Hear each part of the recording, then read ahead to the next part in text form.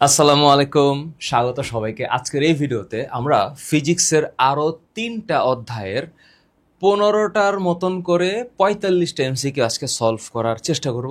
তোমরা যারা ক্লাস 9-এ অর্থাৎ 2025 সালের ক্লাস 9-এর ফাইনাল পরীক্ষার জন্য বসছো, ক্লাস 10-এর যারা তোমরা এবার এসএসসি 2026, তাদের হয়তো এই যে 5 নম্বর এবং 6 নম্বর অর্থাৎ লাস্ট 2টা চ্যাপ্টার স্যুট করবে না, কারণ ওটা সিলেবাসে নাই। কিন্তু সামনে অর্থাৎ ক্লাস 9-এর যারা তোমরা ফাইনাল পরীক্ষা দিবা, তাদের উদ্দেশ্য করে আজকের এই ভিডিওটা বানাচ্ছি। এবং পরবর্তীতেও এটা চলবে, ইউটিউবে যতদিন চলবে, যতদিন থাকবে, যারা তোমরা দেখবা বা আপনারা কোনো টিচার দেখতে পারেন, ভালোবাসা জানবেন। এবং ফিজিক্সের লেখাপড়ার জন্য আসলেই একটু সিরিয়াসনেস দরকার, কারণ আমি মনে করি যে ফিজিক্সের এই মানে ফিজিক্স সাবজেক্টটা হচ্ছে একটু প্রকৃতির সাথে রিলেটেড। এখানে প্রত্যেকটা টপিককে চিন্তা করার জন্য ম্যাথমেটিক্যালি খুব সাউন্ড হইতে হয়। ভুল ত্রুটির তো ঊর্ধ্বে মানুষ না। আমি চেষ্টা করি যতটুকু সম্ভব ফিজিক্সটাকে আনন্দ নিয়ে পড়ানোর এবং নিজে বোঝার। সো আজকে আমার টার্গেট হচ্ছে আমি 3টা অধ্যায়কে পড়াবো, 4, 5 এবং 6। এখন 4 নম্বর যে অধ্যায়টা, এটা হচ্ছে অত্যন্ত বহুল মানে কি বলবো, এটা ক্লাসিক্যাল ফিজিক্সের একটা ইম্পর্ট্যান্ট টপিক, কাজ ক্ষমতা শক্তি। এটার যে কনসেপ্ট, এটার কনসেপ্ট অনেক অনেক মজার, ইন্টারেস্টিং এবং বুঝে পড়তে হবে। আমি এসএসসি স্তরে কথা বলছি, ইন্টারমিডিয়েট স্তরে না। এসএসসির স্তরে যে জিনিসগুলো লাগবে সেটা হচ্ছে এই যে W W equal to FS, হ্যাঁ, ডাব্লিউ ইকুয়ালস টু এফএস। আবার ডাব্লিউ ইকুয়ালস টু এফএস কস থিটাও হবে, W equals to FS cos theta হবে। তো এই থিটার ব্যাখ্যায় আমরা যেতে যাচ্ছি না। আমরা সাধারণত জানি যে আমরা যদি বল প্রয়োগ করি, তাহলে বলের প্রয়োগ বিন্দুর যে সরণটা ঘটে, এই সরণ হচ্ছে এস। আমরা ইউজুয়ালি এখন এটার মধ্যে আমার ফিজিক্সের যে বইটা, ওই বইটার মধ্যে আমি এটা ব্যাখ্যা করার চেষ্টা করেছি। আমার ফিজিক্স বইটা তোমাদের যাদের কাছে আছে অথবা যাদের কাছে থাকবে, বা আপনারা টিচার যাদের কাছে থাকবে, তারাও দেখবেন যে এই টপিকটাকে আমি আরেকটু ইলাবোরেট করে ব্যাখ্যার চেষ্টা করেছি। যে এতটুক ডিস্টেন্স, এখান থেকে এই পর্যন্ত যে এতটুক ডিস্টেন্স, এই ডিস্টেন্সটুকু হচ্ছে এস। আর এখানে যদি বল প্রয়োগ করা হয়, তখন আমরা বলি যে কাজ ইকুয়ালস টু বল ইনটু বলের দিকে সরণের উপাংশ। তো উপাংশের কনসেপ্টটা আবার অন্যরকম। আমি আজকে একটু শর্টলি যাওয়ার চেষ্টা করব, আমি আসলে বেসিকে যাচ্ছি না। W equals to FS, W equals to FS cos theta. তো শক্তির ক্ষেত্রে আমরা জানি কাজ করার সামর্থ্য হচ্ছে শক্তি, কাজ করার সামর্থ্য। এবার ক্ষমতায় যদি আসি, ক্ষমতা হচ্ছে পি ডাব্লিউ বাই টি। তো আমরা ছোটবেলায় কি পড়েছি, বা আমরা ক্ষমতার কনসেপ্টে কি জানি, যে একক সময়ে কৃত কাজ। তো একক সময়ে কৃত কাজকে ক্ষমতা বলে। তো ভেরি সিম্পলি আমি যদি বলি যে যেই কাজটুকু হয়েছে, কোনো ব্যক্তি বা কোনো উৎস দ্বারা যে কাজটুকু হয়েছে, সেটা যতটুকু সময়ের মধ্যে হয়েছে, সে সময় অর্থাৎ কৃতকাজ ডিভাইডেড বাই সময়, এটা হচ্ছে ক্ষমতা। তো এবার ক্ষমতার এককে আমরা কি জানি? ক্ষমতার একক হচ্ছে ওয়াট, তাই না? আমরা ক্ষমতার এককে জানি হচ্ছে, ক্ষমতার একক হচ্ছে ওয়াট, আর কাজের একক হচ্ছে জুল পার সেকেন্ড। তাহলে watt equals to joule per second, অর্থাৎ watt equals to joule per second. এটা মানে আশা করি তোমরা জানো, এই কনসেপ্ট তোমাদের জানা আছে। এরপরে আমরা যখন বিভব শক্তি গতি শক্তির কনসেপ্টে আসি, তখন আমাদের খেলাটা হচ্ছে এরকম যে বিভব শক্তি ভি, তোমাদের বই আবার এটা ভি বলেছে, কিন্তু আমরা আজীবন ইপি হিসাবে জানি, potential energy equals to M G H. আবার গতি শক্তি equals to half M V square. তো এই যে বিভব শক্তি যে এম জি এইচ আর গতি শক্তি হাফ এম ভি স্কোয়ার, এই দুইটার পোর্শন অবশ্যই আসে, পরীক্ষায় আসে। আরেকটা কনসেপ্ট হচ্ছে শক্তির নিত্যতা। এই চ্যাপ্টারে শক্তির নিত্যতা তোমরা অবশ্যই পড়েছ, যে শক্তি সংরক্ষিত থাকে, শক্তি সৃষ্টি করা যায় না, ধ্বংস করা যায় না, শক্তি সংরক্ষিত থাকে। এটা রূপান্তর করা যাবে। আরেকটা কনসেপ্ট এটা মাথায় রাখতে হবে, সেটা হচ্ছে কর্মদক্ষতার কনসেপ্ট। কর্মদক্ষতা, সেইটা হচ্ছে ইটা। এই ইটার ব্যাখ্যা হচ্ছে উপরে পাওয়ার আউটপুট, হ্যাঁ, আউটপুট, নিচে হচ্ছে পাওয়ার ইনপুট। একটা সহজ জিনিস, কঠিন না, জিনিসটা সহজ।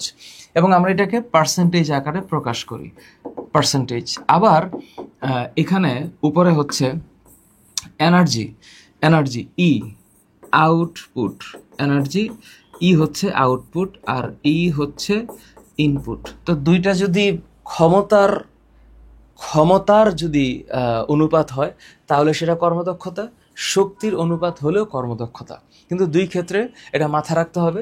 আমরা যখন লভ্য শব্দটা বলি, এটা তোমরা একটু জানো, আমরা যখন লভ্য বলি, লভ্য মানে যেটা লাভ করা হয়েছে, যেটা পাওয়া গেছে, লভ্য কার্যকর শক্তি।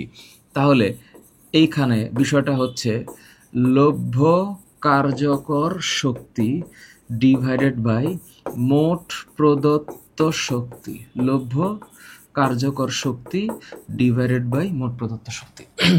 তাহলে ওই যে মোট প্রদত্ত বলতে যন্ত্রটাকে যেই শক্তি দিয়ে বানানো হয়েছে, তো আশা করি ছোট করে আমি যদি ব্যাখ্যা করি তাহলে ব্যাখ্যা মানে ফিজিক্সের ব্যাখ্যার কোনো কমতি নেই, মানে ফিজিক্সের ব্যাখ্যার কোনো শেষ নেই। মানে আমি একটা জায়গায় থেমে যেতে পারি যে এরপরে আর আমি যাব না, কিন্তু গেলে কোনো মানে দিশা পাওয়া যাবে না। ফিজিক্সের পরিধি এত এত বড়। তো আপাতত আমি হচ্ছে মানে তোমাদেরকে যেহেতু এমসিকিউ করাবো, তো সেই হিসাবে এখানে আমি একটু জাস্ট পয়েন্টিং করে যাচ্ছি 3, 4, 5, 6। সো ওইটা শক্তির নিত্যতা, এটা কনজারভেশন অফ এনার্জি, এটা হচ্ছে একটা কমন ওয়ার্ড, একটা কমন ওয়ার্ড। তো এই পরিমাণ লেখাপড়া আমরা করব চ্যাপ্টার 4-এ, এই পরিমাণ লেখাপড়া আছে চ্যাপ্টার 4-এ। এবং চ্যাপ্টার 5-এ যখন আমরা যাব, চ্যাপ্টার 5 ইজ অল অ্যাবাউট পদার্থের অবস্থা ও চাপ।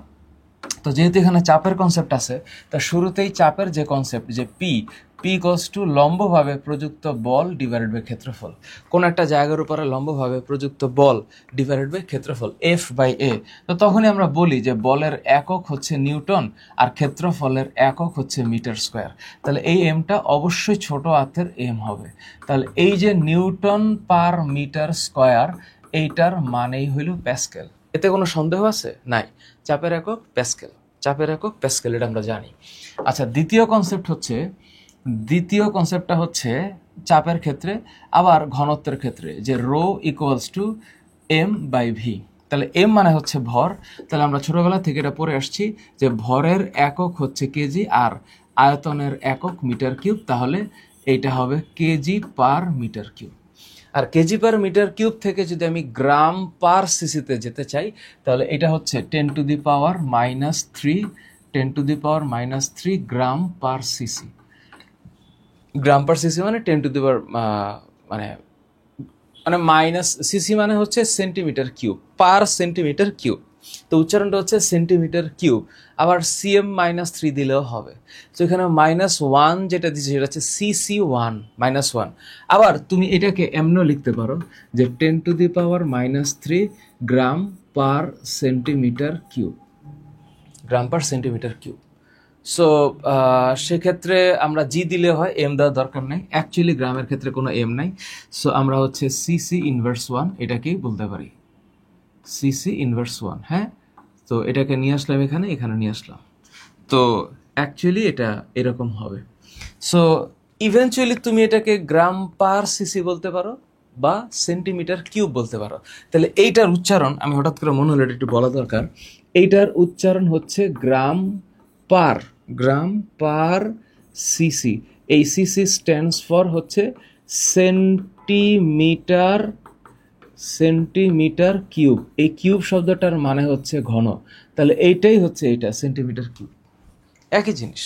আচ্ছা, এরপরে হচ্ছে 3 নম্বরে অনেক ক্ষেত্রে এই যে প্লবতার কনসেপ্টটা এখানে আসবে, বিকজ এখানে আর্কিমিডিস আছে। প্লবতা হচ্ছে ভি রো জি। ভি মানে হচ্ছে তরলে বস্তুর আয়তন, রো হচ্ছে তরলের ঘনত্ব, জি মানে অভিকর্ষ ত্বরণ। সো এটা নিয়ে কোনো মানে ডিস্টারবেন্স হওয়ার কথা না। 4 নাম্বার হচ্ছে প্যাসকেলের সূত্রে, সেটা হচ্ছে বলের যে অনুপাত আর হচ্ছে ক্ষেত্রফলের অনুপাত।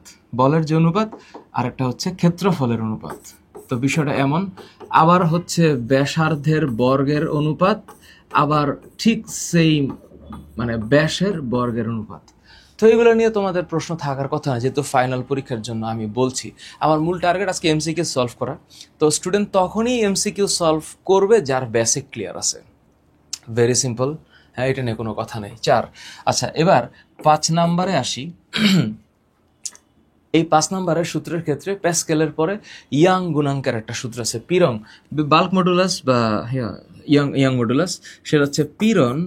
পীড়ন অর্থাৎ ইজ প্রপোর্শনাল টু, মানে এফ বাই এটা একটা চাপ, ইজ প্রপোর্শনাল টু বিকৃতি। পীড়ন ইজ প্রপোর্শনাল টু বিকৃতি। তো তোমরা যারা ফিজিক্সটাকে একটু ভয় পাও, তারা ভয় এই কারণে পাও কারণ তোমরা ভালোবেসে পড়ো না, বা তোমরা হচ্ছে জিনিসটাকে এনজয় করার জন্য পড়ো না, তোমরা এমনিই পড়ো। তো এমনি পড়লে ফিজিক্সের প্রতি ভালোবাসা আসবে না, এটা আমার সেন্স থেকে আমি বলতে পারি। তাহলে এটা হচ্ছে 6 নম্বর। তো পীড়ন বাই বিকৃতি যদি হয় তাহলে সেক্ষেত্রে পীড়ন বাই বিকৃতি ইকুয়ালস টু ধ্রুবক হবে। তো ধ্রুবকটা হচ্ছে ওয়াই। তো পীড়নের ক্ষেত্রে বিষয়টা আসে হচ্ছে এরকম যে F by A equals to Y del L by L. তো ওয়াই হচ্ছে ইয়াং গুণাঙ্ক, তো ডেল এল বাই এল এটা হচ্ছে সিম্পলি দৈর্ঘ্যের অনুপাত, তাহলে এটার কোনো একক নাই। তো ওয়াইয়ের একক হচ্ছে নিউটন পার মিটার স্কোয়ার, মানে হচ্ছে চাপ।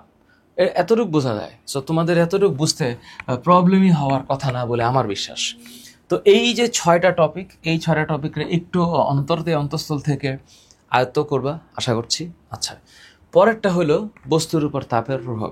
এই চ্যাপ্টারটাও তোমাদের কাছে কেমন লাগে আমি জানি না, কিন্তু এই চ্যাপ্টারের ম্যাথগুলো একটু বড় বড় ইন টার্মস অফ যখন মিশ্রণের ম্যাথ করতে হয় বা দৈর্ঘ্য প্রসারণ সহগের ম্যাথ করতে হয় তখন অনেকে একটু ডিফিকাল্টিস ফেস করে। সেই ক্ষেত্রে প্রথম সূত্রটা হচ্ছে ওই যে আলফার সাথে সম্পর্কটা হচ্ছে del L divided by L one del T. আবার 2 নম্বর সূত্র হচ্ছে beta equals to del A divided by A one del T. আবার 3 নম্বর সূত্র হচ্ছে gamma, that is del V divided by V one del T, V one del T. তাহলে এই যে আলফা বিটা গামার যে সূত্রটা, এটাকে আবার আরেকটু নালিফাই করা যায় যে আলফাকে 2 দিয়ে গুণ করলে বিটা পাওয়া যায়, আবার আলফাকে 3 দিয়ে গুণ করলে গামা পাওয়া যায়। তো ইন দিস কেস 2 আলফা সমান বিটা, আবার 3 আলফা সমান গামা, এতটুকু আমরা বুঝি। এখন উভয় পক্ষকে যদি আমি মানে সমান করার জন্য একটা চেষ্টা করি তাহলে সেটাও করা সম্ভব। আমি যদি উভয় পক্ষকে 3 দিয়ে গুণ করি তাহলে এটা হচ্ছে 6 আলফা সমান 3 বিটা হবে, আবার এখানে 6 আলফা সমান 2 গামা হবে। পসিবল? তাহলে যদি পসিবল হয়েই থাকে 6 আলফা 3 বিটা 6 আলফা 2 গামা, তার মানে 6 আলফা যদি 3 বিটার সমান হয় আবার 6 আলফা যদি 2 গামার সমান হয়, তাহলে বোথ কেসেসকে একসাথে করে আমি এটা লিখতে পারি যে 6 আলফা সমান 3 বিটা সমান 2 গামা। এইটা হইল 3টাকে একসাথে মিলানো।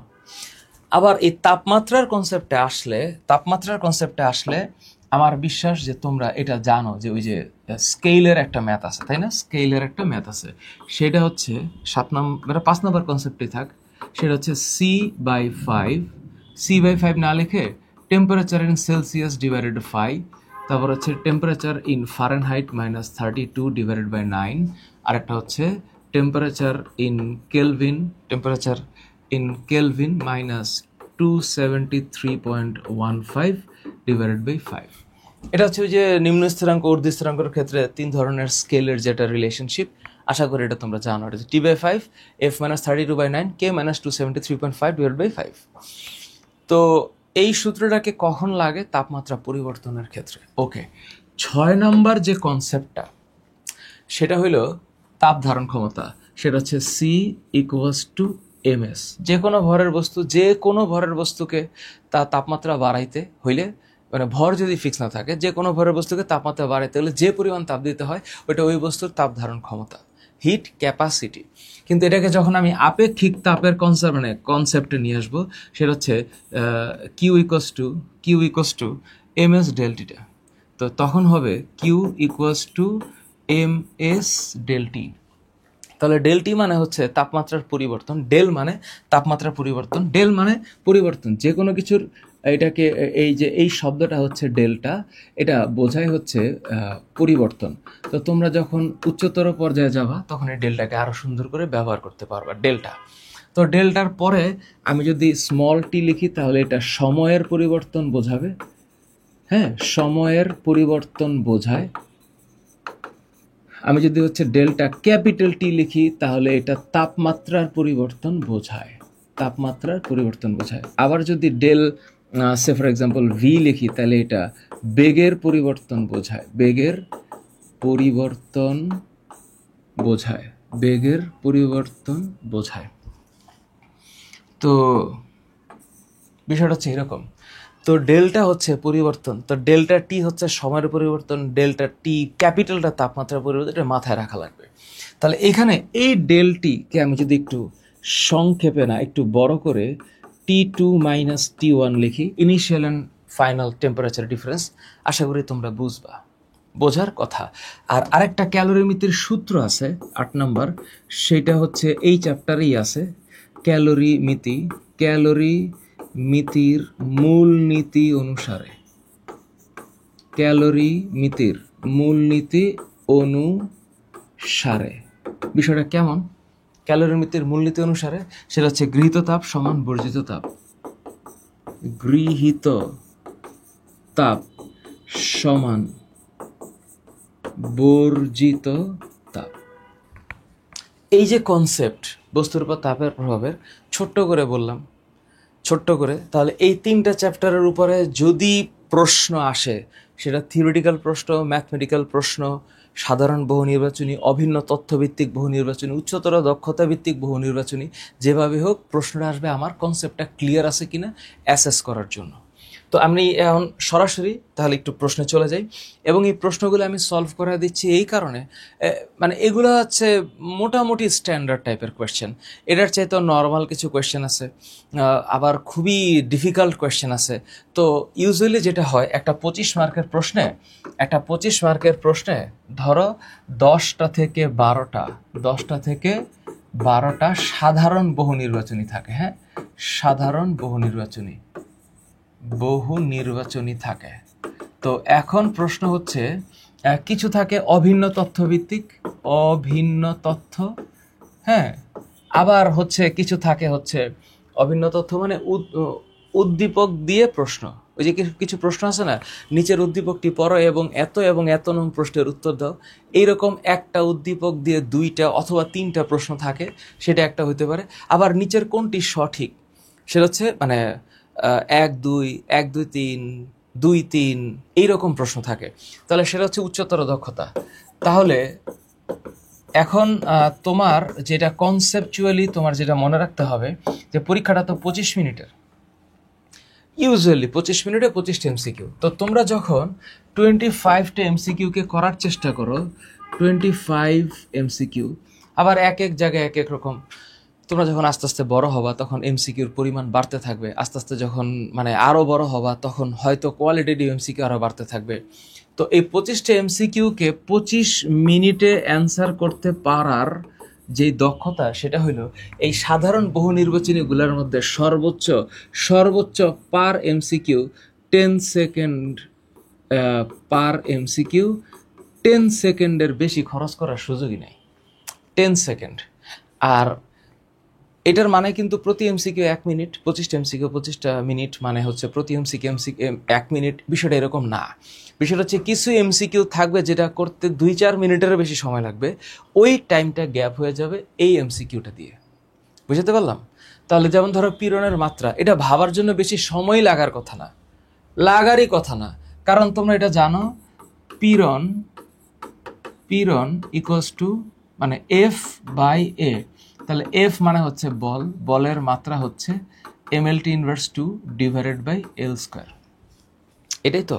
তাহলে এই যে এখানে L কে L² দিয়ে কাটলে L হবে, L যদি উপরে যায় তাহলে এখানে M L−1 T−2 হয়ে দাঁড়াবে, M L−1 T−2। তাহলে এখানে সূত্রটা হচ্ছে M L−1 T−2 হবে। ওকে, সিম্পল।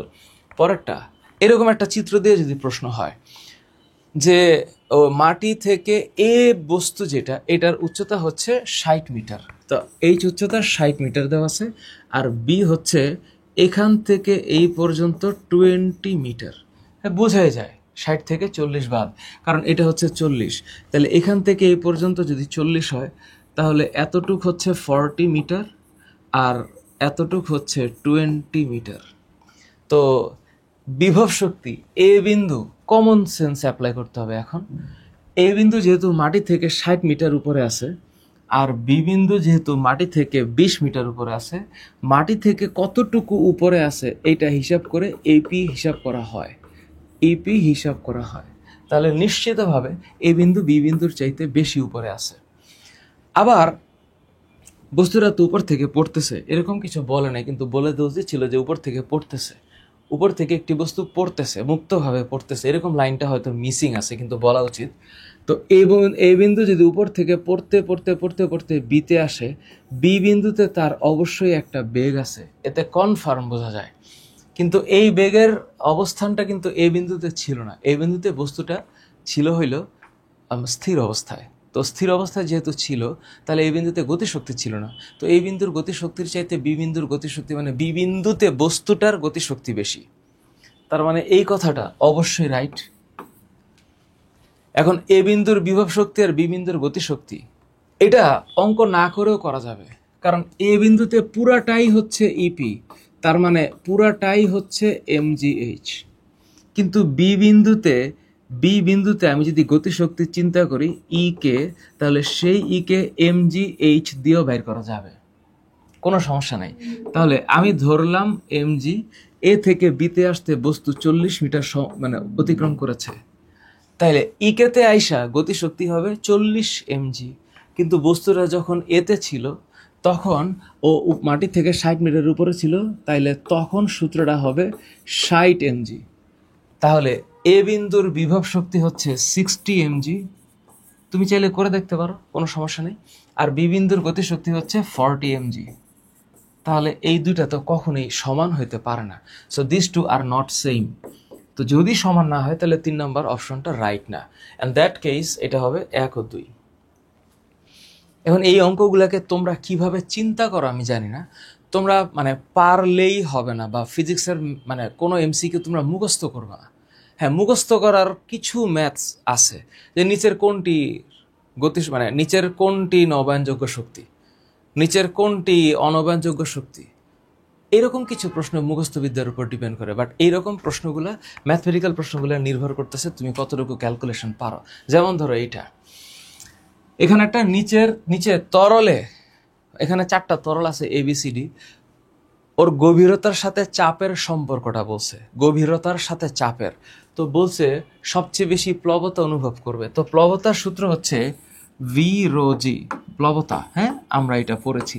এখন কিন্তু আমি ম্যাথ করব না, প্লবতা হচ্ছে ভি রো জি।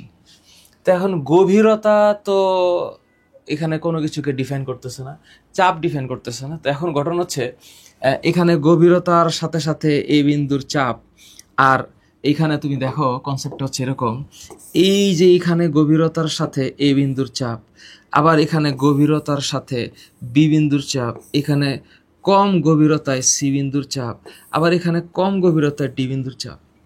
তো আইডিয়ালি কিন্তু এই গ্রাফটাতে সবচেয়ে বেশি মানে ঢালের মান অর্থাৎ থিটার মান বেশি হচ্ছে ডি বিন্দুতে। তার মানে ডি রেখাটা বা ডি তরলটাতে অবশ্যই এই প্লবতা সবচেয়ে বেশি অনুভব করবে, কারণ ঘনত্ব বেশি, ডিতে ঘনত্ব বেশি। তাহলে এখানে রাইট অ্যান্সার হবে ডি, তাহলে রাইট অ্যান্সার হবে ডি।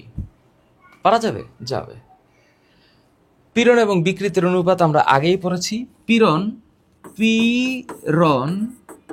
ইজ প্রপোর্শনাল টু বিকৃতি। তোমরা এই ম্যাথ করেছো, যেমন এই ধরনের অঙ্কগুলো বা এই ধরনের এমসিকিউ করতে একদমই সময় লাগার কথা না, একদমই না। তাহলে পীড়ন ডিভাইডেড বাই বিকৃতি, পীড়ন ইজ প্রপোর্শনাল টু ধ্রুবক, ধ্রুবক ইনটু বিকৃতি। তাহলে পীড়নকে বিকৃতিতে ভাগ করলে ধ্রুবক হবে। তাহলে পীড়ন হচ্ছে এফ বাই এ, বিকৃতি হচ্ছে del L by L, which is equal to Y. সন্দেহ আছে? কোনো সন্দেহ নাই। তাহলে এটা হচ্ছে পীড়ন এবং বিকৃতির অনুপাত হচ্ছে স্থিতিস্থাপক গুণাঙ্ক, স্থিতিস্থাপক গুণাঙ্ক ওয়াই, মানে ইয়ং এর গুণাঙ্ক। তো তোমরা এটাকে ইয়ং এর গুণাঙ্ক হিসাবে জানো, তাহলে এইটা হচ্ছে ইয়ং এর কি গুণাঙ্ক, ইয়ং এর গুণাঙ্ক।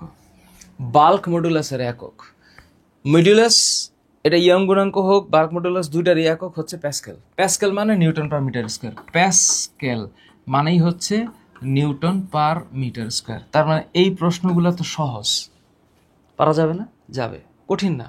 আর আমি এখানে সব খালি কঠিন এমসিকিউ ধরে নিই, আসলে ইনফ্যাক্ট কোনো কিছুই কঠিন না, মানুষের পক্ষে কোনো কিছুই কঠিন না। যে পারে সে পারে, আর যে পারে না সে ডিম ভাজিও পারে না। একটা ক্রেন দ্বারা 10 কেজি ভরের কোনো বস্তুকে, আচ্ছা এখন একটা ক্রেনকে ব্যবহার করা হয়েছে, তাহলে এটা ক্রেন মানে একটা যন্ত্র, তো কোনো একটা যন্ত্রকে ব্যবহার করা হচ্ছে, এই যন্ত্র দিয়ে 10 কেজি ভরের একটা বস্তুকে 10 কেজি ভরের একটা বস্তুকে ইয়েতে উঠানো হইলো, এই যে 10 কেজি ভরের একটা বস্তুকে উঠানো হইলো কোথায়? 10 মিটার উচ্চতায়। তাহলে এইটা হইল 10 কেজি ভরের বস্তু 10 মিটার উচ্চতায় উঠলো, এবং এই উচ্চতায় ওঠার পরে সে কাজ করছে। এখন কথা হচ্ছে এইখানে যেতে সে উঠলো, তাহলে এইখানে যে সঞ্চিত শক্তি বা যে কাজটুকু হয়েছে এটা অবশ্যই mgh হবে, এবং এটা অবশ্যই অভিকর্ষের বিপরীতে ওঠানো হয়েছে। তাহলে অভিকর্ষের বিপরীতে যদি ওঠানো হয় তাহলে অবশ্যই এটা কৃতকাজ ঋণাত্মক। তা আমি তো পরীক্ষার হলে এমসিকিউ করছি, আমি কত দ্রুত অ্যান্সার করব বা কত দ্রুত আমি পারবো সেটার জন্য, কিন্তু আমি সমাধানটা দ্রুত করছি না, আমি আস্তে আস্তে করছি। তো কৃতকাজ হচ্ছে mgh। বিভব শক্তি 980 কেন? 10 কেজি আর হচ্ছে 10 মিটার মানে 100, 100-র সাথে 9.8 গুণ করলে অবশ্যই 980 জুলে আসবে। এটার জন্য ক্যালকুলেটরই দরকার নাই। আর কার্যকর ক্ষমতা হচ্ছে 490 ওয়াট। কেন? এই 980 জুল কাজ করতে 2 মিনিট লাগছে, 2 মিনিট। তাহলে এখানে 10 একটা ক্রেন দ্বারা 980, তো 980 জুল 10 কেজি ভরের কোনো বস্তুকে 2 মিনিটে 10 মিটার উচ্চতায় উঠানো হলো, জি এর মান 9.8। তা বুঝলাম। এতটুকু কাজ করতে কত সময় লাগছে? এতটুকু কাজ করতে সময় লাগছে 120 সেকেন্ড। তাহলে 120 সেকেন্ড যদি কাজ করে, তাহলে একটা ক্যালকুলেটর আমি একটু নিয়ে একটু ভাবি দেখি কি হয়। 980 না, 980-কে যদি আমি 120 দ্বারা ভাগ করি, অ্যারাউন্ড 8.16 ওয়াট আসার কথা। তো যেহেতু এটা ওয়াট জুল পার সেকেন্ড, এটা তাহলে হওয়ার কথা না, এটা হওয়ার কথা না অ্যাকর্ডিংলি, তাহলে এটা 1 আর 2 হবে। সো 10 কেজি ভরের কোনো বস্তুকে 2 মিনিটে যদি উঠাইতে হয় তাহলে 490 ওয়াট। এটা তখনই হইতো যদি 980-কে আমি 2 দিয়ে ভাগ করতাম। তাহলে এটা তখনই সম্ভব হইতো, এটা সম্ভব হইতো যদি এটা 2 মিনিটের জায়গায় 2 সেকেন্ড হইতো। কাজ যদি 2 সেকেন্ডে হইতো, কাজ যদি 2 সেকেন্ডে হয়, তাহলে এটা কার্যকর ক্ষমতা 490 ওয়াট হয়তো, ঠিক আছে। কিন্তু প্রশ্ন তো 2 মিনিটে। সো ইন দ্যাট কেস ঠান্ডা মাথা চিন্তা করে দেখবা যে 2 মিনিট ইকুয়ালস টু হচ্ছে 2 ইন্টু 60 সেকেন্ড সমান 120 সেকেন্ড, এবং এই চিন্তাটা করতে বেশি সময় লাগার কথা না। তোমরা আমার এটা হচ্ছে পরে আবার ডাউনলোড করতে পারবা, এই কারণে আমি একটু ভাঙিচুর করে লিখতেছি। এখন কোনো একটা বস্তু মানে তরলে নিমজ্জিত আছে, ধরো এটা হচ্ছে তরল, একটু ভাবো এটা হচ্ছে তরলে নিমজ্জিত আছে। এখন এখানে যদি একটা বস্তুকে চিন্তা করা হয়, তাহলে তার ওজনটা হচ্ছে কোন দিকে কাজ করতেছে? নিচের দিকে। তার ওজনটা নিচের দিকে কাজ করতেছে, তো আর প্লবতা ঠেলতেছে কোথায়? তারে উপরে। তো দুইটা তো দুই জিনিস। প্লবতা যদি 2 দিকে, তাহলে বস্তুর ওজন হচ্ছে W আর প্লবতা হচ্ছে W2। তো বস্তু, আচ্ছা W1 হওয়ার কথা এখানে, হ্যাঁ W1। তাহলে প্লবতা W2। বস্তু যদি তরলে ভাসে, তাহলে ভাসতে হইলে W2 বেশি হইতে হবে। আর বস্তুর ওজন W1 নিচের দিকে কাজ করতেছে, এইটা বস্তু তরলে যদি ভাসে, তাহলে W2 W1 এর সমানও হইতে পারে। তাহলে এটা যদি সমান হয়, তাহলে এখানে লাইনটা হচ্ছে বা কন্ডিশনটা হচ্ছে নিমজ্জিত অবস্থায়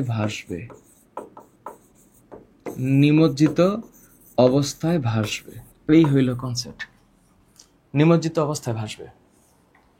10 কেজি ভরের একটা স্প্রিং এর উপর পড়লো, আচ্ছা স্প্রিং ধ্রুবক কতটুকু সংকুচিত হবে? এই যে এই অঙ্কটা করার জন্য ঠান্ডা মাথায় ভাববা এরকম যে এই যে 10 কেজি ভরের বস্তু, তো এটা উপর থেকে নিচে পড়তেছে। আচ্ছা ফাইন, নিচে পড়লে এইটা হইল স্প্রিং। এই স্প্রিংটা টুক করে সংকুচিত হয়ে যাবে, টুক করে সংকুচিত হয়ে এই হইল। তাহলে কাহিনীটা হচ্ছে ও আগে এখানে ছিল, এখান থেকে এখানে আসছে, এই এতটুকু হচ্ছে আমার এক্স, আমি মানলাম। তাহলে আমি যদি একটু ওকে একটু ইমাজিনেশন করে তোমাদেরকে দেখাই যে এটা আগে এমন ছিল, তারপরে হচ্ছে এমন হয়ে গেছে, তাহলে এতটুক যে সরে গেল, তাহলে এম ভরের একটা বস্তু ভি বেগে যখন নিচে পড়বে, এইখানে যে এনার্জিটা হবে সেটা হচ্ছে E K equals to half M V square, which is stored in the spring. তার মানে স্প্রিংয়ে যে সঞ্চিত শক্তি সেটা হচ্ছে energy equals to half K X square. তাহলে তুমি কনসেপ্ট বুঝলা। এখন কনসেপ্ট বুঝলে পরে ভাবো যে এম ভি স্কোয়ার যখন কে এক্স স্কোয়ারে কনভার্ট হবে, তখন সূত্রটা হচ্ছে এই half M V square equals to half K X স্কোয়ারের সমান। তাহলে হাফ হাফ কাটা, তাহলে এখানে থাকতেছে M V square which is equals to K X square. সংকুচিত হইতে গেলে এম ভি স্কোয়ারের নিচে কে কে আসতে হবে, তাহলে X equals to M V স্কোয়ারের নিচে যখন কে আসবে তাহলে এটা রুট ওভার হবে। তাহলে এম হইল 10 কেজি, ভি এর মান হইল 10, তাহলে 10-এর বর্গ হচ্ছে 100, আর নিচে হচ্ছে ওই যে এখানে কয়টা শূন্য, 5টা। তাহলে 1 2 3 4 5, তাহলে এটাকে যদি আমি রুট করি, এখানে একটা 3টা, একটা 2টা 3টা থাকে 100, তাহলে 1/0.01। তো 0.01-এর যদি আমি রুট করি, তাহলে রুট 0.01, তাহলে 0.1 হয়। তাহলে রাইট আনসার হচ্ছে এটা 0.1। তার মানে আমি কাহিনীটা হচ্ছে এখানে রুট 1/100 হচ্ছে, তো রুট 1/100 মানে 0.01, হুইচ ইজ ইকুয়াল টু 0.1। এবং সহজ জিনিস, এটা এত বেশি কঠিন না, কোনো কিছুই কঠিন নেই এখানে, সবই সহজ। আচ্ছা এবার কি অবস্থা?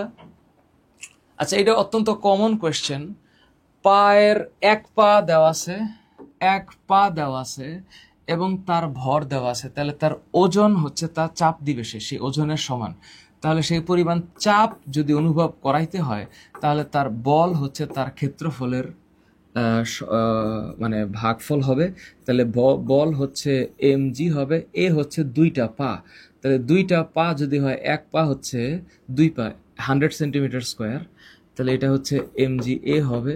তাহলে ও হইল 60 কেজি, ও এত নিউটন বলে নিচে চাপ দিবে, আর ওর পা হইল 2টা, তাইলে 100 ইন্টু 2 সেন্টিমিটার স্কোয়ার হবে, হুইচ ইজ নট রাইট, এখানে মিটার স্কোয়ারে যেতে হবে। তাহলে 6 × 8 = 48, 8 6 × 9 = 54, 55 56 57 58, 588, আর এদিকে হচ্ছে 200, তাহলে 200 ইন্টু 10⁻⁻4 মিটার স্কোয়ার, তাহলে এটা হচ্ছে 58কে 10⁻⁻4, তো 200, তাইলে এটা এমনি বোঝা যায় 10⁻⁻4 যদি 10⁻⁻4 যদি উপরে যায় 10⁻⁴ হবে, আর 588 যদি 600 হইতো, তাহলে 200 দিয়ে ভাগ করলে 3 হইতো, তাহলে 3 যেহেতু হবে না, 3-এর কম হবে, তাহলে এটা 2.94-এর কাছাকাছি হবে। দিলাম একটা, তাহলে রাইট অ্যান্সার হবে এটা 2.94 10⁻⁴ প্যাসকেল। আচ্ছা 2টা পা, আশা করি তোমরা বুঝছো। মাটিতে হাঁটার সময়, মাটিতে যদি আমি হাঁটি, তাহলে আমার মাটি আমাকে একটা প্রতিক্রিয়া বল না দিলে আমি হাঁটতে পারতাম না, তার মানে আমি পড়ে যেতাম নিচে। তো যেহেতু পড়ি না, তার মানে রাইট অ্যান্সার এটা হবে। আর শক্ত মাটিতে হাঁটা সহজ, আর ঝুরঝুরে বালুর উপরে হাঁটা কঠিন, তাহলে এই শব্দ এইখানে গেলে আর এই শব্দ এইখানে গেলে ঠিক হইতো, যেহেতু যায় নাই তাহলে এটা হবে না। আর মসৃণ বরফ তলে হাঁটা অসম্ভব, কারণ খুব বেশি পিছলা খাওয়ার সম্ভাবনা আছে, ঘর্ষণ কম, তাহলে এখানে 1 আর 3 হওয়ার কথা, উচিত হচ্ছে 1 আর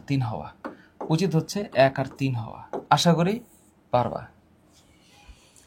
50টি আচ্ছা লব্য কার্যকর শক্তি, তার মানে আমি পাইলাম কি, আমি পাইলাম এইটারে উপরে উঠেছি 5 মিটার, তাহলে 50 নিউটনকে যদি 5 মিটার উপরে উঠে, 5×50 = 250, তাহলে এই হচ্ছে অ্যান্সার, 250 জুল হবে। এমনি বোঝা যায়, কমন কনসেপ্ট। একটা ওজনকে, মানে আমার কথা হইল লব্য কার্যকর শক্তি, হ্যাঁ, এটা হচ্ছে mgh। তো mgর মান 50 নিউটন আর h এর মান 5 মিটার। তাহলে এটা তো মানে পরীক্ষার হলে ইজিলি চিন্তা করলে পারা যাবে। কিন্তু প্রশ্নটা যদি এমন হয় যে শক্তির নিত্যতা সূত্র প্রযোজ্য হয়েছে, এটা আমি এমনও বুঝতে পারবো, এটা পৃথিবীতে কোনো ডেটা ঠিকঠাক না থাকলেও ভুল, কারণ অন্য কোনো জায়গায় শক্তি গেছে এটা তো বলে নাই। তো তোমাদের সেন্সে বা তোমাদের স্তরে এটা ঠিক আছে, তোমাদের স্তরে এটা ঠিক আছে, শক্তির নিত্যতা সূত্র প্রযোজ্য হয়েছে। এখন কর্মদক্ষতা 62.5% কিনে এটা দেখি, তাহলে 250 জুল কাজ হয়েছে, কিন্তু ওই 250 জুল কাজ করতে গিয়া 400 জুল আমার শক্তি সরবরাহ করতে হয়েছে। তাহলে আমি 400 দিয়া কাজ পাইলাম 250 জুল, তাইলে আমার 150 জুল অপচয়কৃত শক্তি। কোনো সন্দেহ নেই, কোনো সন্দেহ নেই। কারণ 250 কেমনে হইল? কারণ 250 হচ্ছে ওই যে 50 নিউটনের বস্তুটারে 5 মিটার উপরে যে আমি উঠাইলাম, উঠানোর পরে আমার 250 জুল এনার্জি হয়েছে, কিন্তু আমি কাজ করছি 400 জুল, তাহলে আমার অপচয়কৃত শক্তি 150 জুল। এখন এইটার আমি একটু দেখি যে এটা আসলে কত পার্সেন্ট মিস্টেক হয়েছে। তাহলে 250 যদি আমি 400 দিয়ে ভাগ করি, উপরে 1/150, তাহলে 0.625 হবে। 0.625 ইন্টু 100%। ও ঠিকই আছে, তাহলে এটা হচ্ছে 62.5%। তাহলে এটা রাইট হবে। মোটরের কর্মদক্ষতা এটা সবই রাইট। তাহলে এখানে রাইট অ্যান্সার তিনটাই। সোজা না? সোজা সোজা, এই জিনিস পারা যাবে। ঘনত্বের ঊর্ধ্বক্রম অনুসারে সোনা পারদ রূপা, ঘনত্বের ঊর্ধ্বক্রম, এই যে এই জায়গাটা, এই যে এইটা হইল একটা মানে এমন একটা জায়গা যেখানে ঘনত্বের ঊর্ধ্বক্রম অনুসারে কি হওয়া উচিত এর একটু ভাবা দরকার। এক মিনিট আমি একটু ভাবি। ঘনত্বের ঊর্ধ্বক্রম, আলহামদুলিল্লাহ। আচ্ছা, এটা আমি এই সূত্রর অনুসারে রাইট, একটু চিন্তা করতে হবে। ঘনত্বর ক্ষেত্রে সোনা হচ্ছে কত? পারদ 13,600, সোনা 19,300। ঠিক আছে না? একটু মনে করার চেষ্টা করতেছি, আই এম নট শিওর। হওয়ার কথা 19,300, 13,600, 19,300 কেজি পার মিটার কিউব। পারদ হচ্ছে 13,600। আর বেসিক সেন্সে রূপা আর একটু কম হওয়ার কথা। রূপা তো বেশি হবে না, সোনার চাইতে, পারদের চাইতে সোনা যেহেতু বেশি, তাহলে সেই শর্তে ঘ নম্বরটাই রাইট। রূপারটা মনে নেই। ঠিক আছে। এ আবার কি? ঝুলে দিলে পীড়ন কত? পীড়ন তারের দৈর্ঘ্য। আচ্ছা, তাহলে পীড়ন হচ্ছে F/A, তাহলে F/A পাই আর স্কোয়ার। হ্যাঁ, এটি তো হওয়ার কথা। তাহলে F মানে হচ্ছে, পীড়ন হচ্ছে F/A। তাহলে F এর মান অফকোর্স 98 নিউটন। 98 নিউটনকে A মানে ক্ষেত্রফল, এই তারের ক্ষেত্রফল। তাহলে তারের ক্ষেত্রফলের সূত্র হচ্ছে পাই আর স্কোয়ার। তাহলে আর মানে হইতে হবে 0.5 মিলিমিটার ব্যাসার্ধ। তাহলে 0.5 মিলিমিটার যদি ব্যাসার্ধ, এটাকে মিটার নিতে গেলে 0.5 ইন্টু 10⁻³ মিটার হইতে হবে। কিন্তু 0.5 দিয়ে তো আমরা সায়েন্টিফিক নোটেশন এক্সপ্রেস করি না। তাহলে সেক্ষেত্রে আমার হইতে হবে এটা 5 ইন্টু 10⁻⁴ মিটার। সেই ক্ষেত্রে এটার মান এত। তাহলে এখন 98কে যদি পাইয়ের মান হচ্ছে 3.1416 ইন্টু ব্যাসার্ধ হচ্ছে 5 ইন্টু 10⁻⁴ হোল স্কোয়ার, পাই আর স্কোয়ার। তাইলে পরে উপরে 98, 3.1416, 5 বর্গ 25, আর 10⁻⁴ মানে 10⁻⁸। এটা উপরে গেলে 10⁸ হবে। 3×25 75 হবে। তাহলে 75-এর বেশি হবে। তাহলে উপরে 98কে 75-এর বেশি ভ্যালু দিয়ে যদি আমি ভাগ করি, তাইলে ভ্যালু অবশ্যই 2-এর কম হবে। তো 2-এর কম হইলে 10⁸ উপরে গেলে 1.25 হবে, তাহলে 1.25 10⁸ এটা হওয়ার কথা। ঠিক আছে না? কেমনে কেমনে যেন অঙ্ক করলাম, হবে এরকম কিছু একটা হবে। 10⁻⁻8 উপরে গেলে 10⁸ হবে। 98 যদি 100 হইতো তাহলে 3 25 75 হইতো, তাহলে ভ্যালু 2 হইতো না, 2 না হয়ে 1.25 হবে। তো 10⁸ তো একটা জায়গায় আছে, তাহলে সেই অনুসারে রাইট অ্যান্সার ওইটাই হবে। Okay fine. কোন বস্তুর ভর অর্ধেক, বেগ 4 গুণ, গতিশক্তি পূর্বের কত গুণ? তাইলে পরে ই কে এইটা হইল হাফ mv²। তাহলে যদি ভর অর্ধেক হয় তাহলে চেহারা সুরত হবে ভর অর্ধেক হইলে এই রকম, আর বেগ 4 গুণ হইলে এই রকম। তাহলে উপরে 16 হবে, নিচে 4 হবে। তাহলে চেহারা সুরত হইল নিচে হচ্ছে এম এর নিচে 4 আর এখানে 16v², কাটলাম 4, তাহলে 4mv², আর এটা হচ্ছে হাফ। তাহলে 4mv² কে হাফ mv², অর্ধেক mv² দিয়ে কাটলে 4 এর ডাবল হবে, তার মানে 8 গুণ হওয়ার কথা। তাহলে এটা হচ্ছে অ্যান্সার, হচ্ছে 8 গুণ। পারবো? পারার কথা। ব্যারোমিটার পারদ স্তম্ভ, ব্যারোমিটার চাপ বাড়তে থাকবে, চাপ। তাইলে চাপ যদি বাড়তে থাকে আবহাওয়া শুষ্ক পরিষ্কার থাকবে, কথা সত্য। বায়ুতে জলবাষ্পের পরিমাণ ধীরে ধীরে কমবে না, জীবনেও না, বাড়তে থাকার কথা। ওই স্থানের নিম্ন, হ্যাঁ ঠিক আছে, তাহলে এটাও বইয়ের মধ্যে আছে, তোমাদের চ্যাপ্টার 5-এ বইয়ের মধ্যে আছে এটা। কোন বস্তুর 70% পানিতে নিমজ্জিত হলে বস্তুটার ঘনত্ব, তার মানে পানির ঘনত্ব হচ্ছে 1000 kg/m³। এখন তোমরা চিন্তা কেমনে করো, আমি কেমনে করি, এটার সাথে একটু সিঙ্ক্রোনাইজ নাও হইতে পারে, সমস্যা নাই। 1000 kg/m³ যদি হইতো তাহলে এই বস্তুটা এই যে পানিতে একদম সরাসরি ভাসবে, হ্যাঁ পানিতে ভাসবে। তাহলে আমি যদি একটু ভাবি যে এখানে একটা বস্তু আছে, এটা একদম পানিতে ভাসবে এরকম, কিন্তু 70% পানিতে নিমজ্জিত হইলে 70% হইলে এটা 700 হবে, 700 ডিভাইডেড বাই 1000 ইন্টু 100%। তার মানে 70% যদি নিমজ্জিত হয় তাহলে তার ঘনত্ব 700 kg/m³। এটা 700 kg/m³ হবে।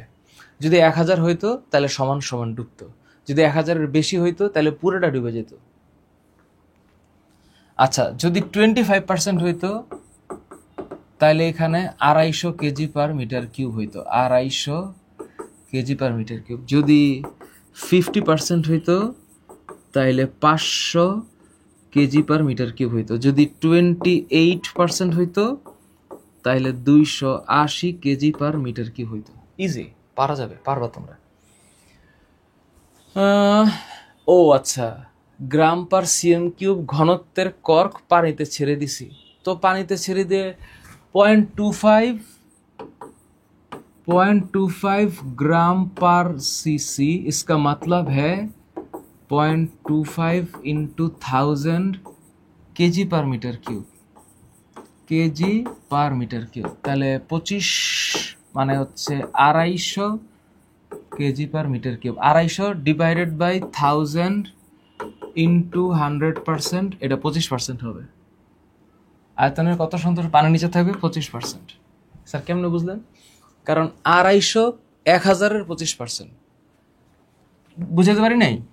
25 যদি 100-এর 25% হয় তাইলে 250 1000-এর 25%ই হবে।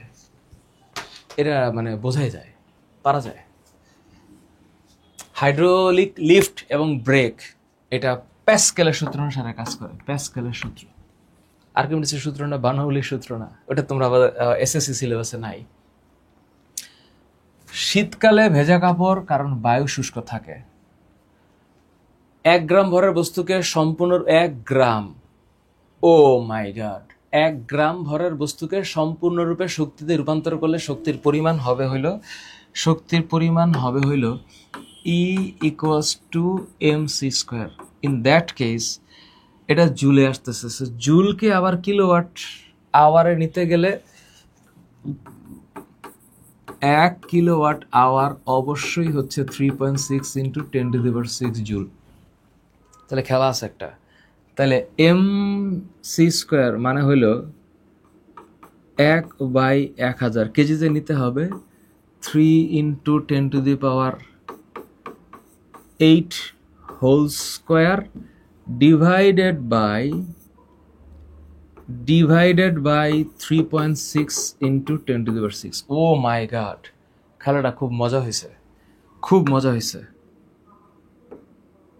খেলাটা খুব মজা হয়েছে। তাইলে উপরে হচ্ছে 9, 3² 9, 16 যদি হয় তাহলে 3টা দিয়ে কাটলে 13 হবে। তাহলে উপরে হচ্ছে 9 ইন্টু 10⁻13 আর নিচে আছে 10⁶। তাহলে 6 উপরে গেলে এটা 10⁻13 মাইনাস 6 হবে, মানে 7 হবে। 7 হইলে আর নিচে হচ্ছে 3.6, তাইলে এটা যদি 9 হওয়ার পর 3 হইতো তাহলে ভ্যালু 3 হইতো, কিন্তু এটা 3-র কম হবে, মানে 2 হবে, 2 এর কাছাকাছি হবে। তাহলে অ্যান্সার হচ্ছে এটা 2.5 10⁻7 কিলোওয়াট আওয়ার। ক্যালকুলেশন মানে আমি যেভাবে চিন্তা করতে চাই করি সেটা হচ্ছে এটাই হবে, হ্যাঁ এটাই হবে। তাইলে তোমরা আপাতত এটা বুঝতেছো যে 10⁻13 10⁶ এর এখানে গেলে 10⁻13 মাইনাস 6 হবে, হুইচ ইজ 10⁻7। আর এটা যদি 9/3 হইতো, 9/3 হইতো তাহলে 3 হইতো। তো যেহেতু 9/3 বেশি হচ্ছে তাহলে এই ভ্যালু 3 এর কম হবে, 2 এর বেশি হবে। তাহলে এই ভ্যালুটা এত হবে, হ্যাঁ এই ভ্যালুটা এত হবে। তাহলে এটা 3.5 10⁻7 কিলোওয়াট আওয়ারই হবে। আচ্ছা এটা আবার কি F1 এর মান? ও এটা তো সোজা, মানে কেমনে করবা, 20/4 মানে 5 গুণ। তাহলে 5 গুণ যদি হয় তাহলে এটার 5 ভাগ হবে, এটার 5 দিয়ে ভাগ করলে হবে হইল 12,000, 12,500। 5 দুগুণে 10, 2 25, 5 250। তাহলে এখানে কত 500, 4 সেন্টিমিটার স্কোয়ার না 20 সেন্টিমিটার স্কোয়ার। তাহলে এটা 5 গুণ, তাহলে 12,500কে 5 দিয়ে ভাগ করতে হবে। তাহলে 5 দুগুণে 10, 25, 5 5 25, 0 0 2500 নিউটন। অ্যান্সার হচ্ছে 2500 নিউটন। তাই না হওয়ার কথা? হ্যাঁ তাই হওয়ার কথা। আচ্ছা আবার F1 যদি 10 সেন্টিমিটার নিচে নামে, F1 10 সেন্টিমিটার নিচে, তাহলে এটার চাইতে এটা 5 ভাগ, এটা 10 নামলে এটা 2 উঠবে। মানে বোঝা যায় না, মানে বুঝছো আমি কি করছি, আমি ক্যালকুলেশন করতে চাচ্ছি না, মানে এটা ট্রিক্সটাই হচ্ছে যে এটার চাইতে এইটা হইল 5 ভাগ, তাইলে এইটা যদি 10 সেন্টিমিটার নামে তাহলে এটা 5 ভাগ উঠবে, তাহলে 10-এর 5 ভাগ হচ্ছে 2 সেন্টিমিটার। ভাইবো চিন্তা করে জানাইও, আর কোনো প্রবলেম হলে আমাকে বইলো। তাহলে এটা 2 সেন্টিমিটার ওঠার কথা। এটা আবার কি প্রয়োজনীয় তাপের পরিমাণ? আচ্ছা এটা আবার চ্যাপ্টার 6-এ গেছে। তাহলে প্রয়োজনীয় তাপ Q = ms ΔT। 0.1 পানির আপেক্ষিক তাপ 4200 ইন্টু ΔT হচ্ছে -0 তাপমাত্রার বরফ, তাহলে 0 পানি, তাহলে এটা প্রয়োজনীয় তাপ ওয়েট এখানে একটা কাহিনী আছে। -10°C তাপমাত্রা 0.1 কেজি বরফ, তাইলে এখানে আবার একটু ভাবো 0.1 কেজি বরফ, আগে 0.1 কেজি 0°C তাপমাত্রা বরফ হবে, তারপর এই মামুর বেটা গিয়া এখানে এটা হবে। তার মানে প্রথমে 0.1 কেজি ছিল, পরেও 0.1 কেজি, এর পরেও 0.1 কেজি, কোনো সমস্যা নাই। এইখানে টেম্পারেচার ছিল -10°C, এইটা 0°C কনভার্ট হয়েছে, 0°C পানি হয়েছে।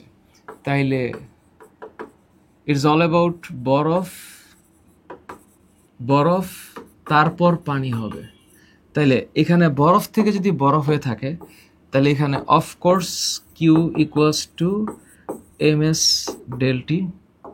আবার এইখানে যদি হয়ে থাকে তাহলে এটা হচ্ছে Q equals to M L F. Oh my God, কারণ বরফ থেকে পানি হয়েছে, তাহলে পুরো বরফটা তাপমাত্রা গ্রহণ করছে, টেম্পারেচার চেঞ্জ হয়নি।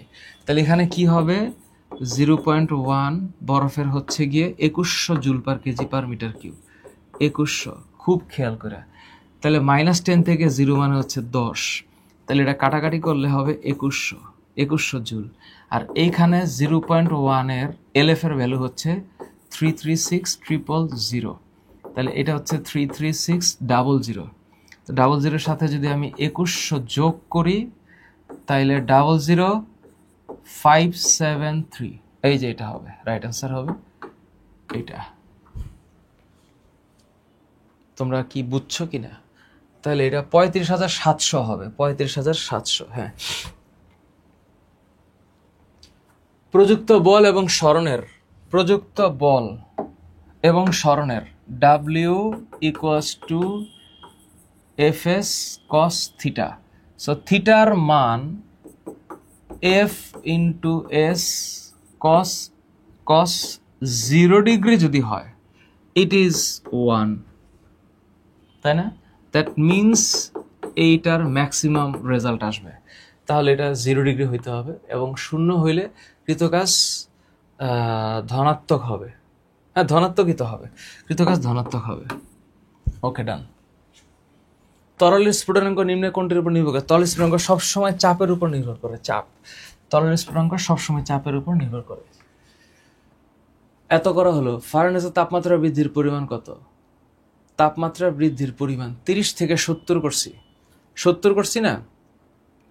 30 থেকে যদি 70 করি তাহলে ফারেনহাইট স্কেলে টেম্পারেচার কত হবে? 30 হচ্ছে C/5 equals to F minus 32/9। তাহলে C যদি 30 হয়, 30/5 মানে 6, 6 নং 54 আর 32 যোগ করলে 86 হবে। তাইলে এখানে F এর মান 86। আর যদি 100 হইতো, 100, তাহলে 100 হইলে 100/5 মানে 20, 9 20 180, 180 আর 32 হইল 20 হলে 300 হইতো, 12 হইলে 212। তাইলে 212 থেকে 86 বাদ গেলে, 212 থেকে 86 বাদ গেলে এখানে, তাই না, 30 ডিগ্রি, 30 ডিগ্রি হইলে 86 হয় আর 100 হইলে 212 হয়। তাইলে 212 থেকে 86 গেলে 6, এটা কি ঠিক আছে না? একটু টেনশন লাগলো যে, হ্যাঁ এটাই তো ওর কথা। 126 হওয়ার কথা না, 126 হওয়ার কথা, 126ই হবে। এই যে 126 হবে, হ্যাঁ ঠিকই আছে 126। কারণ 21 থেকে 8 গেলে 13 থাকার কথা, ওই পাশে 1 কম, তাহলে 21 থেকে 8 গেলে 12ই থাকবে। 21 থেকে 12 থাকবে, 12, 126। তাপ ধারণ ক্ষমতার একক C equals to ms, C equals to ms। M মানে কেজি, S মানে joule per KG per kelvin, KG KG কাটা, তাহলে এটা হচ্ছে জুল পার কেলভিন, এটা হবে। কোন শক্তিগুলো নবায়নযোগ্য?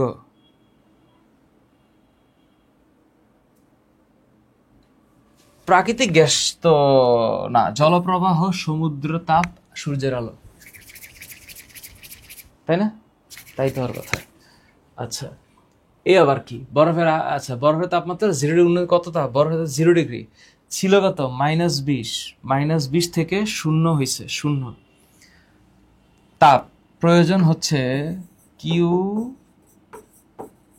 Equals to M S del T. M কত? আচ্ছা, বরফের এখানে তো ভর কই, ভর নাই। এম এস ডেল টি, বরফের তাপমাত্রা 0 ডিগ্রি সেলসিয়াস উন্নীত হতে কত তাপের প্রয়োজন? এটা কেমন কথা? এখানে নিশ্চিত একটা ভর দেওয়া থাকা উচিত।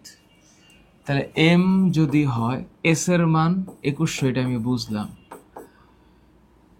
তাহলে নিচে ছিল -20, তাহলে এখানে -20 হবে। এটা হচ্ছে 42,000 42,000 এম। এখন যদি এটা এম এর মান 0.1 কেজি হয়, মানে এটা যদি 0.1 হয় তাহলে অ্যান্সার এইটা হবে, আর যদি 10 হয় তাহলে অ্যান্সার এইটা হবে। তাই এখানে এম এর মান তো নাই। গড়ের তাপমাত্রা, হ্যাঁ এম থাকা উচিত, কিছু একটা মিসিং আছে এখানে। এ আবার কি? পদার্থের অণুসমূহের সিডি অংশের গতিশক্তি সিডি, হ্যাঁ কারণ এই মোমেন্টে সে বাষ্প হচ্ছে। বিসি অংশের বিভব শক্তি বৃদ্ধি পাচ্ছে, বিভব শক্তি বৃদ্ধি পাচ্ছে, কারণ বিভব শক্তি বলতে বিসি অংশে সে পানি থেকে, হ্যাঁ এবি অংশে গতিশক্তি তাপমাত্রা সমানুপাতিক। হ্যাঁ কথা ঠিকই আছে, তিনটাই হবে, ম্যাথ করা দরকার নেই। এ আবার কি? বি বিন্দুতে বস্তুর গতিশক্তি, বিতে গতিশক্তি, তাহলে এ থেকে বিতে নামতে গেলে কতটুক দূরত্ব আসছে? mgx। তো উপর থেকে যদি mgx আসে, এটা গতিশক্তি হবে mgx। So in that case এটা mgx হবে, হ্যাঁ mgx হবে, mgx হবে। নিচের কোন সম্পর্ক সঠিক? আইলা, তাহলে আলফার সাথে 2 গুণ করলে বিটা, আলফার সাথে 3 গুণ করলে গামা, তাহলে এটা রাইট, এটা রাইট। পারা যায়, সোজা জিনিস, কঠিন না, তোমরা আমার চাইতে ভালো পারবা। এটা আবার কি? এম এস ডেলটি, কি পরিমাণ তাপ শক্তি দরকার বৃদ্ধি করতে, তাহলে এইটাই ডেলটি। এম কত? 2 ইন্টু 4200 মানে 8400, তাইলে কিউ ইকোয়াস টু, সূত্র হচ্ছে এম এস ডেলটি 2 এর সাথে 4200 গুণ করলে 8400 সাথে 50, তাইলে 8400 সাথে 50 গুণ করলে 4 5 20, 5 8 40, 42, তাহলে শূন্য হবে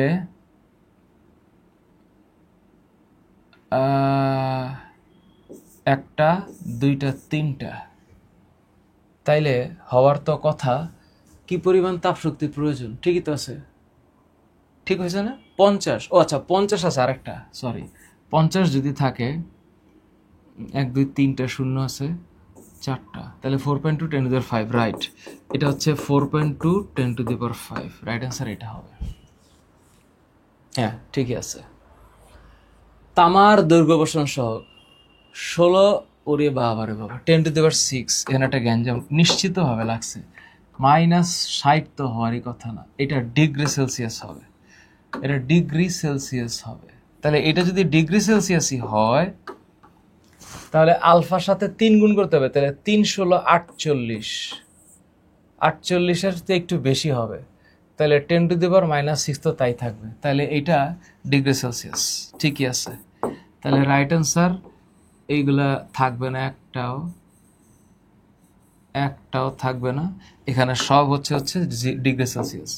তাহলে এই হচ্ছে ডিগ্রি সেলসিয়াস, তাহলে এটা এখানেও হবে, এখানেও হবে, এখানেও হবে, এবং রাইট অ্যান্সারটা 50 হবে, কারণ 16-র সাথে 3 গুণ করলে 16.7, তাহলে 16.7 এর সাথে 3 গুণ করলে এটা নিশ্চিতভাবে গ্রেটার দেন 50 হবে, মানে গ্রেটার দেন 50 হবে, হ্যাঁ। সো দিস মিনস এইটা হবে অ্যান্সার,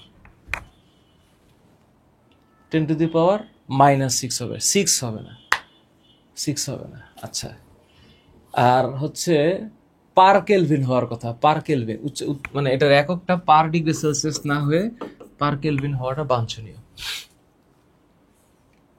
এত বেগ উপরে কোন উচ্চতায় অর্ধেক হবে, কোন উচ্চতায়? আচ্ছা, এইরকম প্রশ্নে খেলাটা হচ্ছে, একটা বস্তুর আমি উপরে মারলাম, আমি ধরে নিব এইখানে হবে, আমি ধরে নিব এখানে হবে, তাহলে এই হাইটটা হচ্ছে এইচ, বিভব শক্তি, তাহলে এই হাইটে উঠলে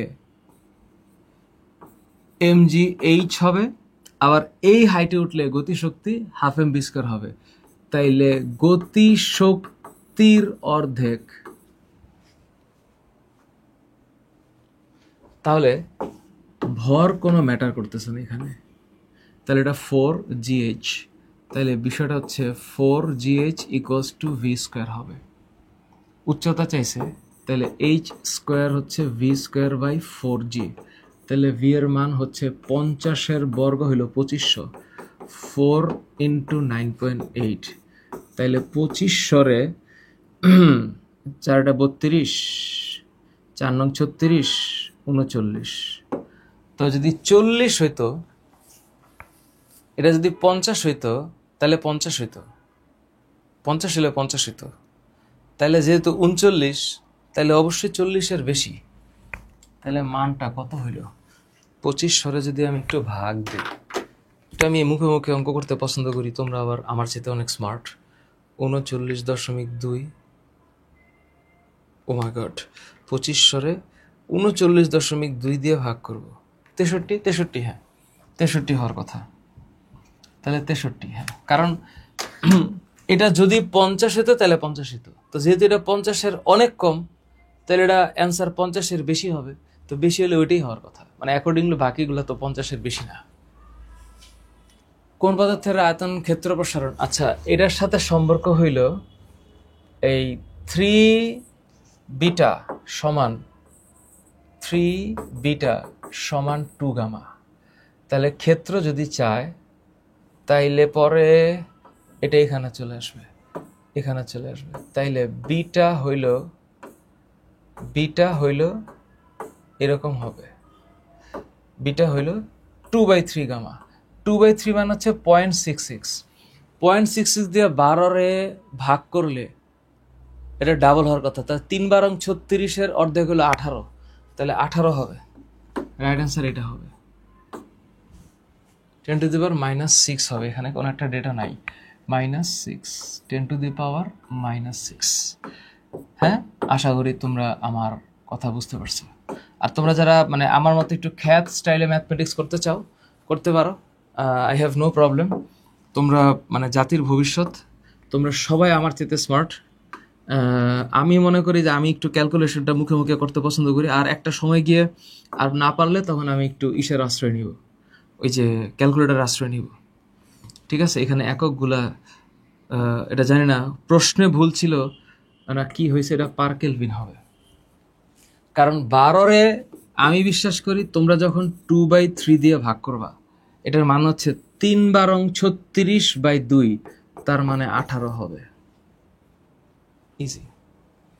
জুলকে নিউটন দিলাম, ভাগ করলাম, জুলকে যদি আমি নিউটন দিয়ে ভাগ করি, জুল মামুর বেটা হইল জুলকে নিউটন, জুল নিজেই তো নিউটন ইন্টু মিটার, তাহলে মিটার মানে সরণ, তাহলে অ্যান্সার হচ্ছে সরণের। থার্মোকাপলের তাপমাত্রা -200 থেকে 1000 ডিগ্রি, হ্যাঁ এটা একদম বইয়ের মধ্যে লেখা আছে। থার্মো শব্দটার মানে হইল তাপ, থার্মো শব্দটার মানে হইল থার্মো প্লাস কাপল, কাপল মানে হচ্ছে দুইটা ধাতুর সংমিশ্রণ, কাপল, থার্মোকাপল। রূপার আপেক্ষিকতা এত, 5 কেজি রূপা ms, এটা সোজা ম্যাথ, 5-এর সাথে 230, 5 23-এ হচ্ছে 115, 115 মানে 1150।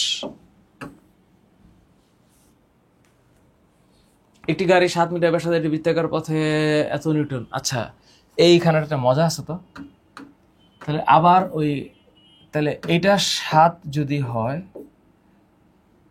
তাহলে 7 মিটার হলো ব্যাসার্ধ 14 হইতো, তো 14 22/7 বৃত্তের ব্যাস বাই পরিধি, তাহলে এটা 44 মিটার। 44 মিটার হইলে যেখানে আইসা ও শুরু হবে ওইখানে এসে থামবে, তার মানে সরণ 0। তাহলে এইখানে যদি সরণ 0 হয়, তাহলে কাজের মানও 0, হ্যাঁ 0 জুল। বুঝছো আমি কি করছি? মানে পাই, এটার মানে হচ্ছে 22/7, 22/7, তার মানে বৃত্তের পরিধি আর ব্যাসের অনুপাত। তো এখন ব্যাস যদি 14 হয়, তাহলে পরিধি 44 হবে, কারণ এইটার 2 গুণ মানে ওইটার 2 গুণ।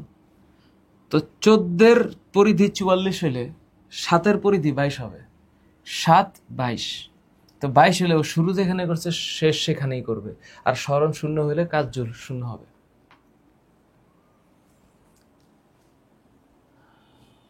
আয়তন, তাহলে এটা আয়তন প্রসারণ সহগ। আমি এমনি পড়ে নিলাম। প্লাজমা কণাগুলো কি বহন করে? প্লাজমা কণা সবসময় আধান বহন করে, আধান।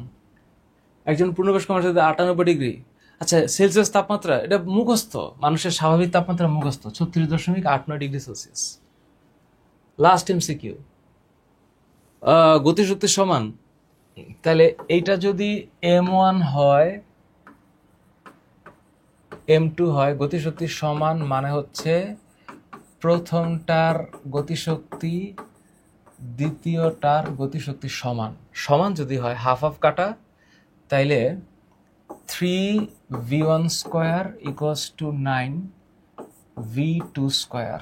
এবার যদি বেগ, তাহলে v1 বাই v2, আমি যদি এটাকে নিচে নিয়ে আসার বর্গমূল করে দেই, তাইলে √9/3 হবে। তাহলে 9/3 হলে এইটা √3/1 হবে, তাহলে এটা √3/1 হবে। এখন ধরো এমসিকিউ সলভ করার বহুত কায়দা কানুন আছে। একটা হলো যে আমি দ্রুত করে ফেললাম, মানে আমি যেভাবে চিন্তা করি সেভাবে তাড়াতাড়ি টানে ফেললাম। আরেকটা হলো তোমাদেরকে বুঝায়া টানা। এখন কতটুক বুঝাবো আর কতটুক টানবো, এটার মধ্যে একটা ব্যালেন্স করা লাগে আমার। তো আমি আজকে 45টা এমসিকিউ একটু টান দিছি। সহজ কঠিন কি আছে আমি জানি না, তোমাদের কার কাছে কেমন লাগছে একটু আমাকে জানাও কমেন্ট বক্সে। তোমাদের স্কুলের সাথে মানে আমার অ্যালাইনমেন্ট, এবং তোমরা যারা আমার কাছে পড়তে চাও ওয়েলকাম। আমি আমার সাধ্যটুকু দিয়ে পড়াই, চেষ্টা করি, এটা আমার ভালো লাগে, এটা আমার নেশা পেশা সব কিছু। You guys are welcome, I am ready to teach, I feel good to teach, I feel good to study. So এটা আমার ফিলিংস। বাকিটা তোমাদের সাথে আমাদের যে প্রাইভেট ব্যাচ সেখানে দেখা হবে, আমি পড়াই। আমার জীবনে একটা অর্থনৈতিক সচ্ছলতার দরকার আছে, তো স্টুডেন্ট পড়ে, কোর্স ফি পেমেন্ট দেয়, আমিও চলি, আমার বাচ্চা কাচ্চাও পড়ে। তো সব কিছু মিলে এটা একটা জীবনের চাকরিক পর্যায়ে চলবে। ঘুমিয়ে আছে শিশুর পিতা সকল শিশুর অন্তরে। তো এই তো চালিয়ে যাচ্ছি, আল্লাহ ভরসা। তোমরা থেকো আমার সাথে, দেখা হবে পরের ক্লাসে। আল্লাহ হাফেজ।